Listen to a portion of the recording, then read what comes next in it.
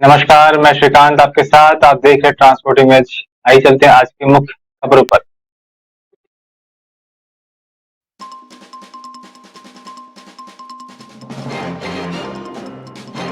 उमा भारती के शराबबंदी अभियान को शिवराज के कैबिनेट मंत्री ने दिया खुला समर्थन।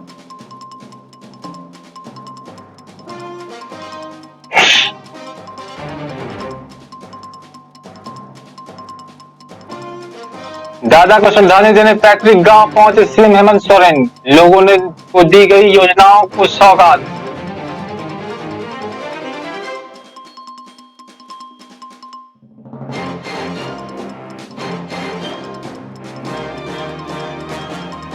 गुजरात चुनाव में बरकरार है मोदी का जादू। बीजेपी के लिए यूं ही नहीं अहम है पीएम का तूफानी कैंपेन।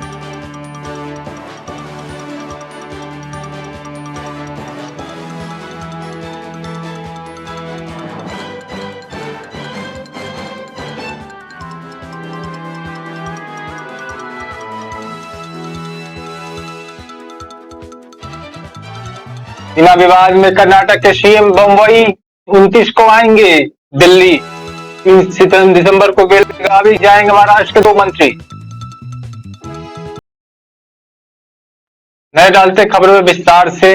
थार के मरुस्थल का प्रवेश द्वार कहे जाने वाला जोधपुर जल्द ही अपने जल की समस्या से निजात पाने वाला है। यहाँ अब हिमालय के अतिरिक्त पानी को जोधपुर लाने के लिए राजीव गांधी लिफ्ट नहर तृतीय चरण परियोजना ने गति पकड़ ली है। गुजरात के अंजार में से 2 और 1.8 मीटर व्यास के पाइपलाइन मौके पर पहुंचना भी शुरू हो गए हैं। अब तक 8.8 किलोमीटर लंबाई के पाइपलाइन पहुंच चुके हैं। इनकी लाइनिंग का कार्य भी जारी है। इस माह के अंत से इन पाइप को लगाने का कार्य भी शुरू हो जाएगा। 1799 करोड़ की यह परियोजना मई 2025 में पूरी होगी, यानी करीब 2.5 साल बाद जोधपुर को अतिरिक्त पानी मिलना शुरू हो जाएगा। इसके बाद जोधपुर शहर के साथ ही 2154 गांव की पानी की समस्या से 30 साल तक कोई दिक्कत का सामना नहीं करना पड़ेगा और पानी की किल्लत से नहीं जूझना पड़ेगा।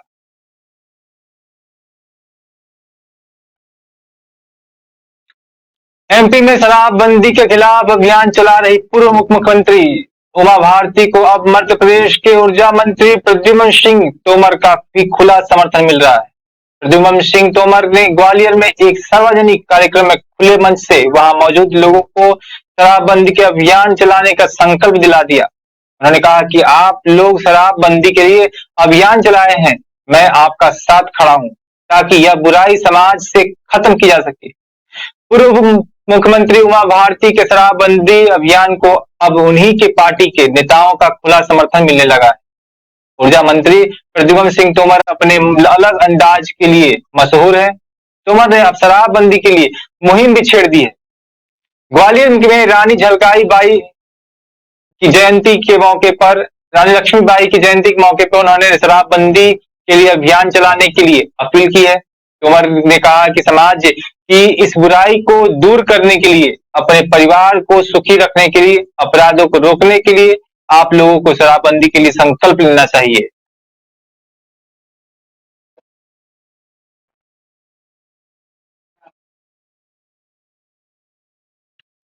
पूर्वोत्तर रेलवे वाराणसी मंडल के द्वारा संभावित कोहरे को देखते हुए आगामी 1 दिसंबर से मार्च 2023 तक कई ट्रेनों को रद्द कर दिया है। इसी वजह से लगभग 2 दर्जनों ट्रेनों का परिचालन नहीं हो पाएगा। वहीं बिहार के सिवान जंक्शन से होकर गुजरने वाली 8 जोड़ी मेल ट्रेनों को रेलवे डिपार्टमेंट के 2 से 3 महीने तक निरस्त कर दिया है। साथ ही एक साथ लगभग 2 दर्जन ट्रेनों के निरस्त होने से यात्रियों को बड़ा झटका लगा है। पूर्वोत्तर रेलवे के वाराणसी मंडल के सर्दियों में मौसम में होने वाले घने कोहरे की स्थिति को ध्यान में रखते हुए होने वाली कठिनाइयों और यात्री सुरक्षा को लेकर गाड़ियों को निरस्त किया गया है।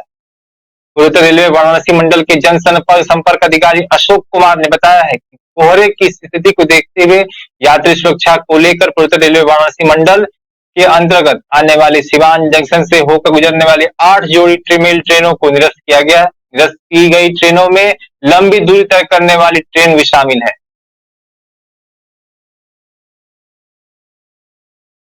राष्ट्रीय राजधानी में सोमवार को वायु गुणवत्ता बहुत ही खराब श्रेणी में दर्ज की गई, जबकि न्यूनतम तापमान इस मौसम के औसत से 2 डिग्री कम यानी 7.डिग्री सेल्सियस दर्ज की गई है। सुबह 9:10 पर वायु गुणवत्ता सूचकांक के 324 पर था।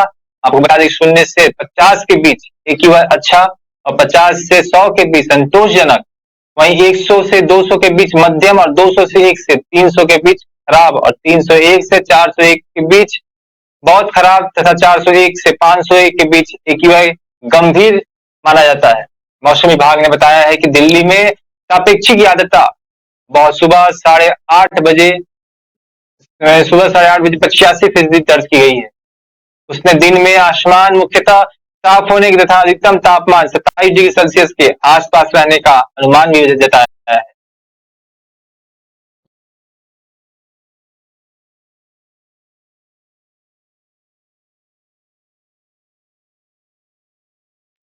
झारखंड के मुख्यमंत्री हेमंत सोरेन रविवार को अपने गृह जिले रामगढ़ के गोला प्रखंड अंतर्गत पैतृक गांव नेवरा के लुकैया टांड़ में अपने दादा सोबरेन सोरेन के 65वें शहादत दिवस समारोह में शामिल होने पहुंचे।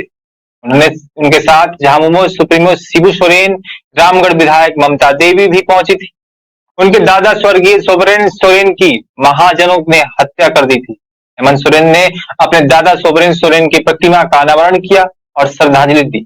मुख्यमंत्री ने अपने संबोधन में कहा कि झारखंडी रौनक शहीदों की धरती रही है। हमारे दादा ने महाजन प्रथा के खिलाफ लड़ाई लड़ी। इस लड़ाई में उन्होंने अपनी शहादत दी। आज उनकी शहादत हमारे परिवार को संघर्ष करने की और लड़ने की प्रेरणा देती है।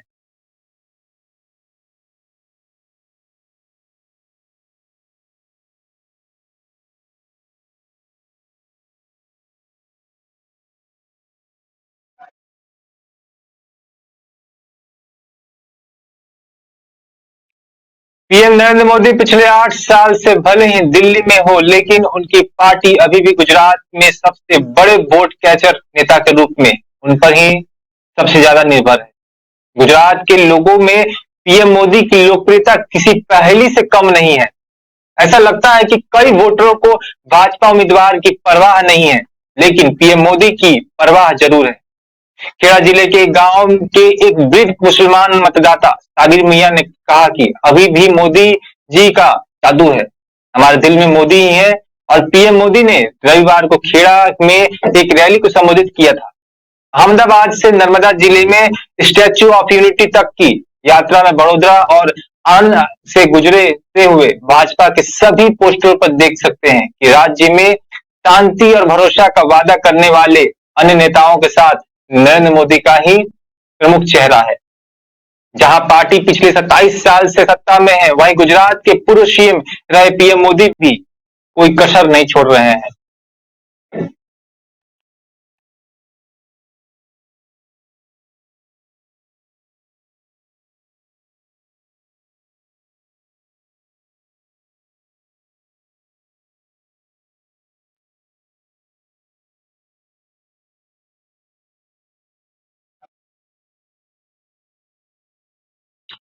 एकनाथ शिंदे सरकार ने अपने 2 मंत्रियों चंद्रकांत पाटिल और शंभुराज देसाई को कर्नाटक महाराष्ट्र सीमा मुद्दे के लिए नियुक्त किया है। दोनों मंत्री 3 दिसंबर को कर्नाटक के बेलगावी का दौरा करेंगे और वहीं कर्नाटक के मुख्यमंत्री बसवराज बोम्मई ने कहा कि वह भाजपा अध्यक्ष जेपी नड्डा से मिलने नई दिल्ली जाएंगे।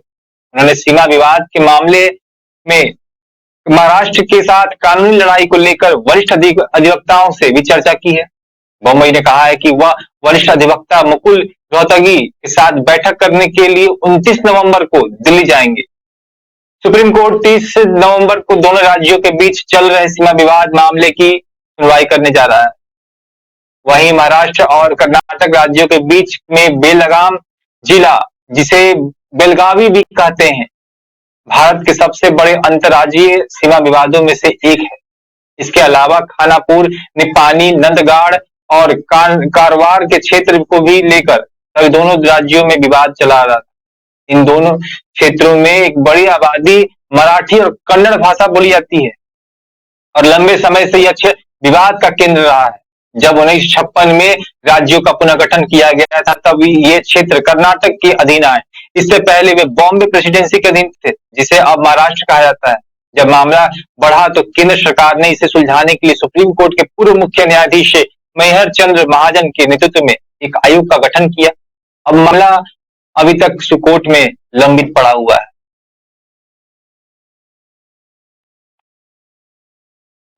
बिहार के पुलिस चौकसी एक बार फिर से सवालों के घेरे में है।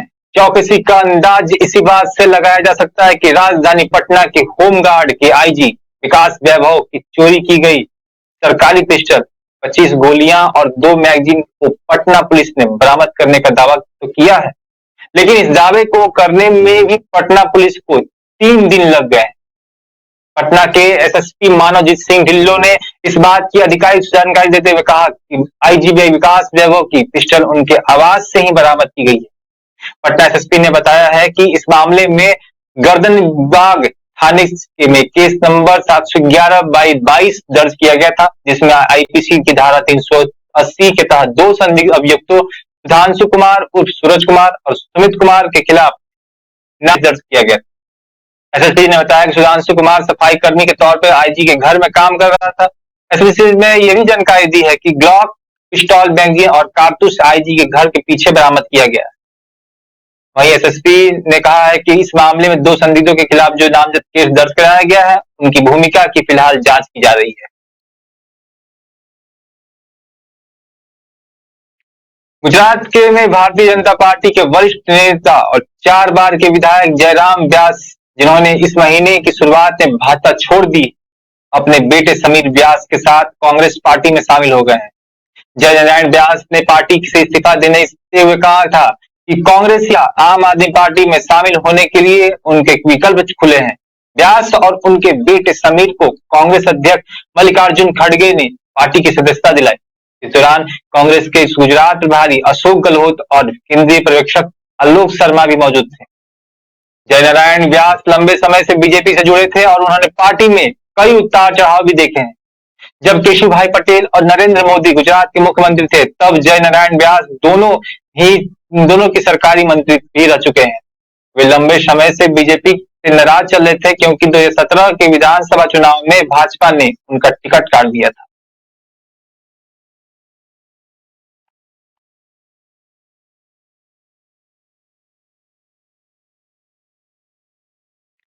बीएसई के 30 शेयरों वाले सेंसेक्स ने कारोबार सप्ताह के पहले दिन यानी आज नया कीर्तिमान स्थापित कर दिया है। सुबह सुस्त शुरुआत के बाद बाजार ने रफ्तार पकड़ी और सेंसेक्स पहली बार 62,600 के स्तर पर पार कर चुकी है। खबर लिखे जाने तक सेंसेक्स का 52 सप्ताहों का सर्वोच्च स्तर 62,616 है, जो आज ही बना है। सेंसेक्स दोपहर 12 बजे के करीब 300 अंकों से अधिक की बढ़त के साथ 62,610 के आसपास पर ट्रेंड कर रहा है। बाजार की शुरुआत आज गिरावट के साथ ही हुई थी।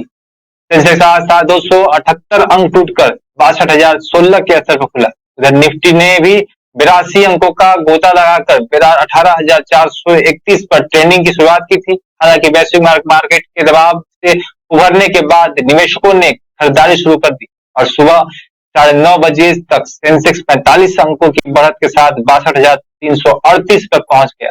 निफ्टी भी इस दौरान 12 अंक उछलकर 18,524 के स्तर पर आ गया।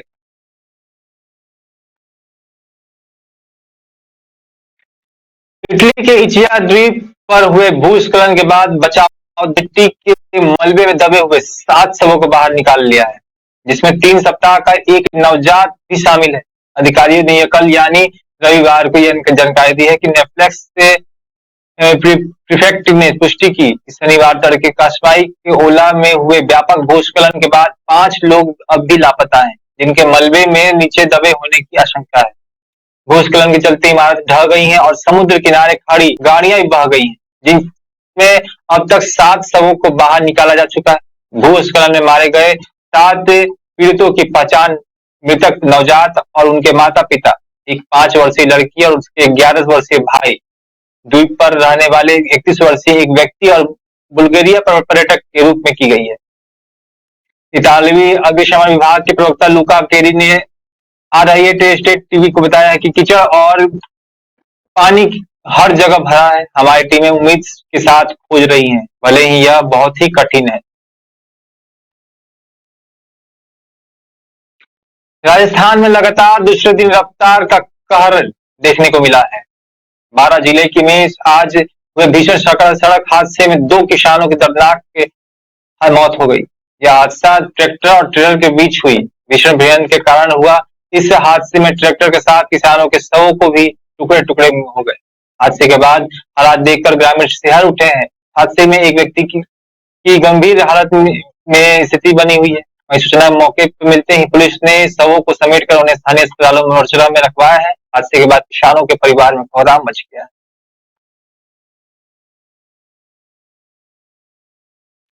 हिमाचल प्रदेश विधानसभा चुनाव की थकान मिटाने के लिए नेता जहां आराम फरमा रहे हैं, वहीं कुछ नेता आराम के मूड में नहीं है।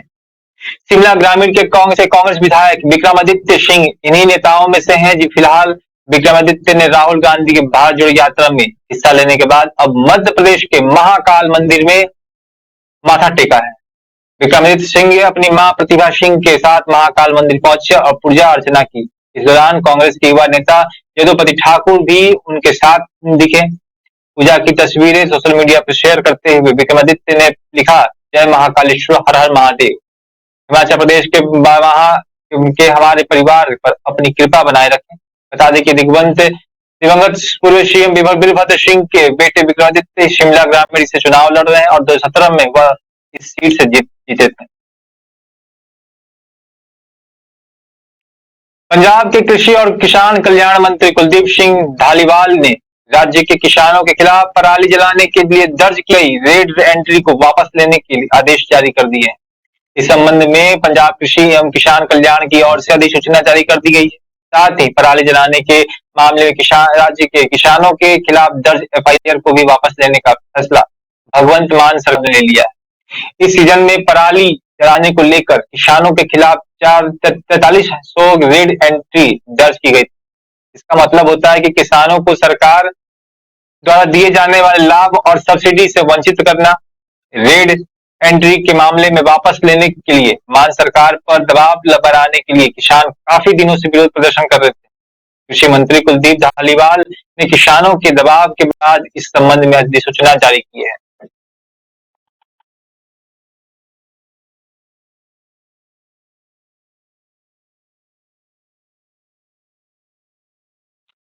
मुख्यमंत्री शिवराज सिंह चौहान आज दिल्ली के एमसीडी के चुनाव प्रचार में बीजेपी के पक्ष में माहौल बनाते हुए नजर आएंगे।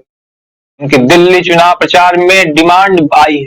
इसी वजह से पार्टी ने मुख्यमंत्री शिवराज सिंह चौहान को गुजरात चुनाव के प्रचार के बाद अब दिल्ली नगर निगम चुनाव प्रचार के लिए भेज दिया है।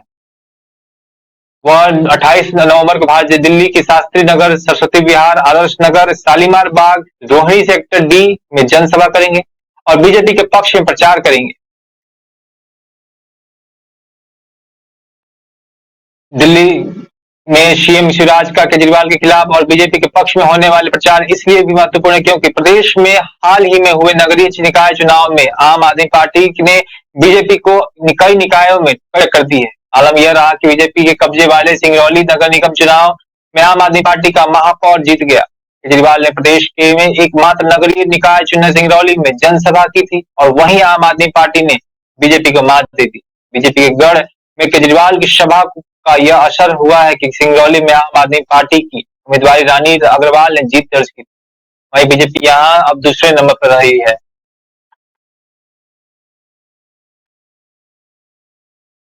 हिमाचल प्रदेश के मनाली में सोलांग गांव में आज निर्माणाधीन पुल गिर गया था। पुल का निर्माण बीते 7 साल से चल रहा था। पुल निर्माण की गुणवत्ता को लेकर अब सवाल उठ रहे हैं कि साथ ही पीडब्ल्यूडी की कार्यप्रणाली कटघरे में है क्योंकि 7 साल से पुल क्यों नहीं बन पाया और साथ ही घटिया निर्माण सामग्री के चलते पुल गिरा है। हालांकि अब पीडब्ल्यूडी के ने किरकिरी के बाद पुल गिरने को लेकर अजीब दलील दी है। विभाग का कहना है कि पुल गिरा नहीं, उसे गिराया गया है और विभाग ने पुल को गिराया है। जानकारी के अनुसार पुल के निर्माण कार्य में देरी के चलते पीडब्ल्यूडी विभाग के ठेकेदार के टेंडर रद्द कर दिया था और नए टेंडर करवाए गए। उधर नए ठेकेदार ने नदी के दूसरे छोर से पुल का निर्माण भी शुरू कर दिया है।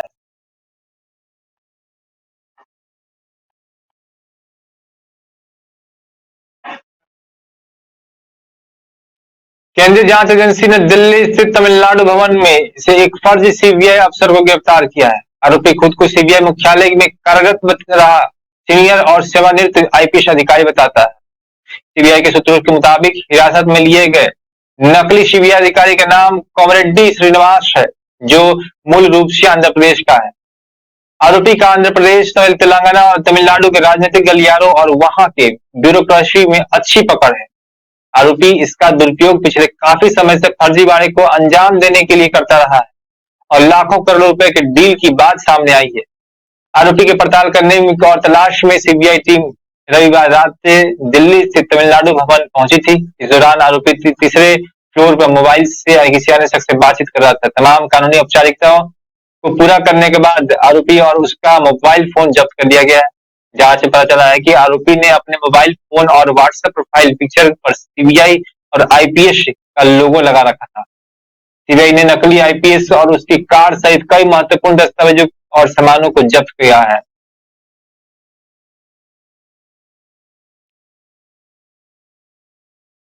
पंजाब सरकार ने राष्ट्रीय सतर्कता ब्यूरो को कथित परिवहन निविदा घोटाले में मुख्य खाद्य और आपूर्ति मंत्री भारत भूषण आशु के खिलाफ मुकदमा चलाने की मंजूरी दे दी है। विजिलेंस ने पंजाब विजिलेंस ब्यूरो ने हाल ही में खाद्यान्न परिवहन निविदा घोटाले में पूर्व मंत्री भारत भूषण आशु ठाकुर, तेलूराम और कमीशन एजेंट कृष्ण लाल के खिलाफ अदालत में 1556 पन्नों का आरोप पत्र दायर किया। पूर्व मंत्री को 22 अगस्त को भ्रष्टाचार निरोधक अधिनियम के तहत धोखाधड़ी और भ्रष्टाचार के आरोप में गिरफ्तार किया गया था। लुधियाना के बीबी पुलिस स्टेशन में धारा 420, 409, 467, 468, 71 और 120 बी आईपीसी और अन्य धाराओं के सहित भ्रष्टाचार निवारण अधिनियम के तहत प्राथमिकी दर्ज की गई। आरोपी पूर्व मंत्री जेल में है और क्योंकि उनकी जमानत अर्जी एक स्थानीय अदालत के साथ साथ पंजाब और हरियाणा उच्च न्यायालय में खारिज कर दी है। विजिलेंस ब्यूरो और अधिकारियों ने दावा किया है कि मामले में आगे की जांच जारी है और अन्य आरोपियों के खिलाफ पूरक और आरोप पत्र यथासमय पेश किए जाएंगे।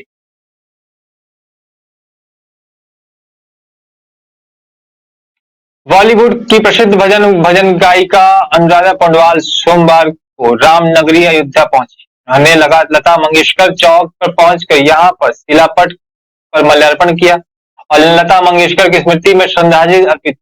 अयोध्या पहुंचे सुप्रसिद्ध भजन गायिका अनुराधा पौडवाल ने कहा कि प्रधानमंत्री नरेंद्र मोदी और मुख्यमंत्री योगी आदित्यनाथ ने लता मंगेशकर चौक के जरिए भारत रत्न लता मंगेशकर को उचित सम्मान दिया है। दरअसल भारत रत्न लता मंगेशकर के निधन के बाद अयोध्या में नया घाट चौराहे को लता मंगेशकर चौक के रूप में विकसित किया गया है। इस चौराहे पर विशाल कार्य एक वीणा लगाई गई है और इसे लता मंगेशकर चौक का नाम भी दिया गया है। अयोध्या की हृदय स्थली कहे जाने वाली नया घाट क्षेत्र में बनाए गए लता मंगेशकर चौक पर श्रद्धालुओं के पहुंचने के साथ ही इस बात का भी आभास हो जाता है कि वह लता मंगेशकर के चौक पर पहुंच चुके हैं। चौक पर राम और हनुमान जी के भजन लगातार बजते रहते।